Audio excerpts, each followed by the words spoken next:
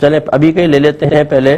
انہوں نے کہا کہ کیا انسان کو معلوم ہوتا ہے اگر وہ قبر میں ہے کہ کون مجھ سے ملنے آ رہا ہے، ماں باپ ہیں، بہن بھائی ہیں، کون ہیں؟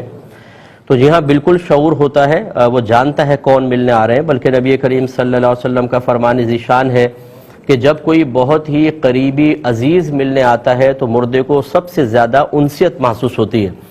اس لیے یہ سوچنا کہ شاید مردے کو پتہ نہیں چلتا کون آ رہا ہے کون نہیں، وہ بالکل محسوس کرتا ہے، غیر حاضری میں محسوس کرتا ہے. اور جو حاضر ہوتے ہیں ان میں جو جتنا قریبی ہوگا، جتنا پیار کرنے والا ہوگا، اس سے اتنی ہی زیادہ اس کو انسیت حاصل ہوگی.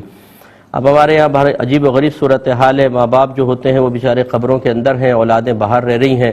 رسمی طور پہ جنازوں میں چہرہ دیکھنے کے لیے تو آنے کے لیے تیار ہوتے ہیں، آ کے اور اس کے بعد سال ہر سال پھر غائب رہتے ہیں. اس کے بعد ماں باپ تڑپتے رہے قبروں میں، کبھی ان کی قبر کی زیارت کرنے کے لیے نہیں آتے ہیں.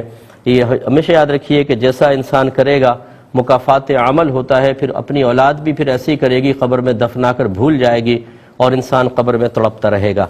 ایسا نہ ہو، ہماری کوئی دعا نہیں ہے خدا نہ خواستہ، لیکن ایک نتیجہ جو میں وہ آپ کو عرض کر رہا ہوں کہ بہت ہی بے حسی کا دور ہے کہ ہم نہ ایصال ثواب کرتے ہیں، نہ ثواب جاریہ، اور نہ قبر پہ آتے ہیں. اگر کوئی باہر سے آتا بھی ہے تو رشتہ داروں سے اتنا ملنا ہوتا ہے کہ قبر پہ جانے کا وقت ہی نہیں ملتا. جب وقت ہی نہیں ملا، بس حتیٰ کہ واپسی کی فلائٹ ہو گئی ہے.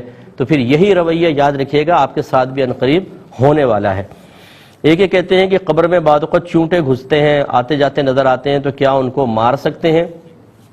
اس کے بعد جواب دیتے ہیں ایک مختصر سے بریک کے بعد. بسم اللہ الرحمن الرحیم. ایک یہ کویسچن تھا کہ قبر میں بعض اوقات چونٹیاں یا چونٹے جاتے آتے نظر آتے ہیں، تو کیا ان کو مارنا جائز ہے؟